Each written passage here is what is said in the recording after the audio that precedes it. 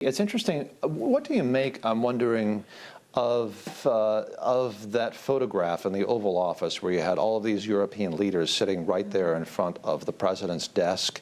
I don't think anybody has seen that. This seems like it's an historic moment.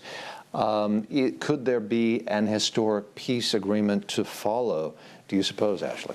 I would say so. I mean, this shows what type of president President Trump is, really.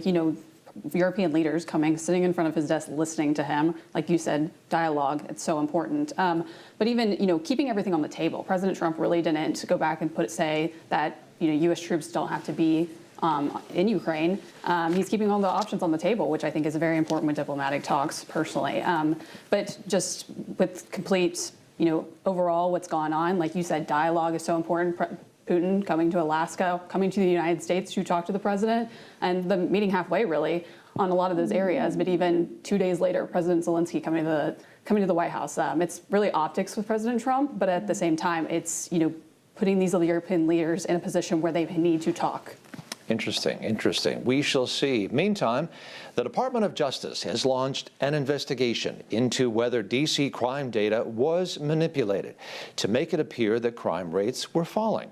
On Wednesday, Vice President J.D. Vance told reporters that crime is worse than ever in D.C., and the National Guard is doing its job to make the streets safer. Take a listen. Well, I think that crime statistics all over our country were massively underreported because a lot of people would pick up the phone, they'd call somebody, they'd try to get help, and nobody would show up. If you look at wait times, at 911 response times all across our country, but certainly in Washington, D.C., they were way too long. And that wasn't because of the D.C. police. That was because there was too much crime and too few law enforcement agents on the street to bring order and decency to this city. You talk to these guys. I talked to 3 police officers earlier. I've talked to the National Guard. They are so happy that they've been empowered to do their job, which is to make American streets safe for American citizens. And I think that empowerment is going to keep on going until we make America, and D.C. in particular, a safe place again. Well, it's interesting, Jonathan. Of course, a lot of us have been to Union Station. That's where the Vice President was. Union Station, an absolutely exquisite building, beautiful. It was restored about 30 years ago.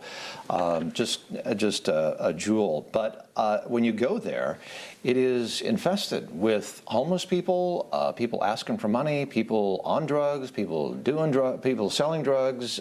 People have been shot there, and certainly you don't feel safe.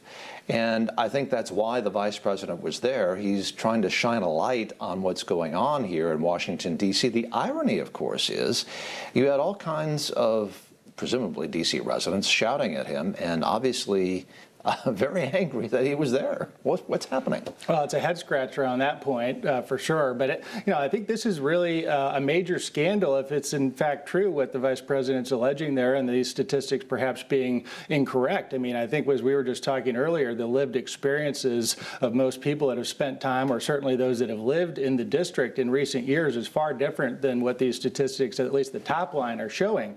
But I think getting beyond those numbers, whether they're accurate or not, the more important pieces of this is to the issue of unsolved crimes, the issue of unanswered police phone calls, or no follow-up after crimes have been committed. In fact, there's been an outcry, I think, of folks on X and other platforms in recent days after these headlines in the news talking about their own personal experiences, not feeling safe or having crime committed. It's not been that long, John, since we had members of Congress carjacked at gunpoint within blocks of the United States Capitol. And one thing is, to look at percentages kind of hides the overall number of still violent crimes in the district. According to these own numbers from the DCPD and other official statistics, there have been, in 2025 already, over 1,500 violent crimes committed within the district. That doesn't sound like a safe space to me. The percentages may be down, but that is far from safe, and there's much more work to be done. Far from safe. It's interesting, Ashley, I looked this statistic up, and in 2024, 55% of the murders in D.C. went unsolved. That is an official statistic. Right. Now, that may be undercounting or overcounting, who knows, but but certainly that doesn't make the city sound very safe, does it? No, absolutely not. And I think DC should serve as the nation's capital, as a model for these other cities in America that people want to come visit. And, people come to the United States Capitol to see, the history. And it's a beautiful city, but with the crime out of control like this, it's a place that people can't come to and don't want to come to. I just moved here recently, and it was a risk I had to, come to terms with as a young girl that, DC is well known for crime. I have to be careful going on the metro. I live in Navy Yard, which is a huge discussion. Even the president brought it up in his press conference. And yesterday, I felt very safe. I was walking around my neighborhood. Why? Because the National Guard was stationed out there. It's not that I love to see all this law enforcement stationed outside my apartment, but at the same time, it makes you feel very good and safe as a young girl walking around the city, and that's how everyone should feel in American cities. For all our viewers asking where One America News is heading in the future, we would like to introduce you to OAN Live. OAN Live is the best way to stay up to date on all of the hard-hitting, straight-shooting, national and international headlines. And the best part is, OAN Live is only $4.99 per month. All the credible, honest, unbiased reporting One America News offers at a fraction of the cost of cable.